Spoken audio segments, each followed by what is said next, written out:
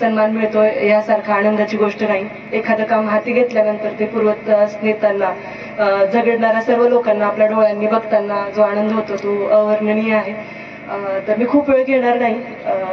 आपले वन परिक्षेत्र अधिकारी विकास भोसले यांनी ऑलरेडी सांगितलंय की या कार्यक्रमामागची संकल्पना काय आहे, याचा हेतू काय आहे. बिबट्यांची वाढती संख्या आणि आपले मेंढपाळ बांधव जे उघड्यावर वास्तव्य करतात तर त्यांना थोडासा दिलासा मिळावा, त्यांना एक सुरक्षित आसरा मिळावा, ह्यासाठी माननीय सातपुते सरांच्या संकल्पनेतनं टेंट वाटप ची संकल्पना समोर आली आणि त्याला पूर्ण रूप आजच्या कार्यक्रमात मिळतंय.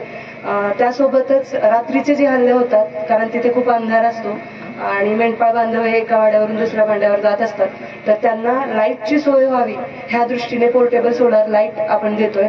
तर ह्या दोन्ही गोष्टी खूप उच्च प्रतीच्या आहेत. टेंट जे आहेत ते डिकॅथलॉनचे आहेत, त्याची वॉरंटी पिरियड 4 ते 5 वर्षाचा आहे आणि सोलार लाईट पण सेल्फ रिचार्जेबल आहे, पोर्टेबल आहे.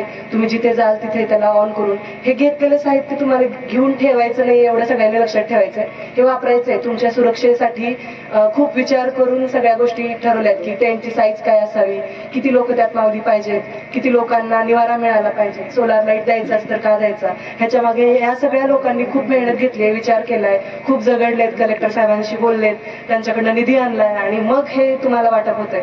तर ह्याचं मूर्त रूप आपल्याला कधी मिळेल जेव्हा तुम्ही सगळेजण तो वापराल आणि त्याचा इफेक्टिव्हनेस म्हणून आपल्याकडे जे मेंढपाळांवरचे हल्ले आहेत ते पूर्ण थांबले पाहिजेत ह्या दृष्टीने सगळ्यांनी प्रयत्न करायचे. कारण तुम्ही सगळेजण जे असतात मेंढपाळ बांधव माझे ते सर्वजण ह्या हल्ल्यांना प्रवण असतात, कारण तुम्ही उघड्यावर झोपता. तुमचा वाडा सुरक्षित असतो, त्याला कुंपण वगैरे तुम्ही सगळं केलेलं असतं, पण तुम्ही सगळे वाड्याच्या बाहेर उघड्यावर झोपलेलं असतं, बरोबर आहे ना. तर इथून पुढे जो टेंट दिलाय त्या टेंटमध्येच तुम्हाला सगळ्यांना वास्तव्य करायचंय रात्रीचं ऍटलिस्ट. आणि स्वतःची काळजी, त्यासोबत जनजागृती करताना विभागाला आणि गावकऱ्यांना सगळ्यांना सहकार्य करायचं आणि आपला जीव सुरक्षित ठेवायचा. एवढे बोलून मी माझे मनोगत इथेच थांबवतो.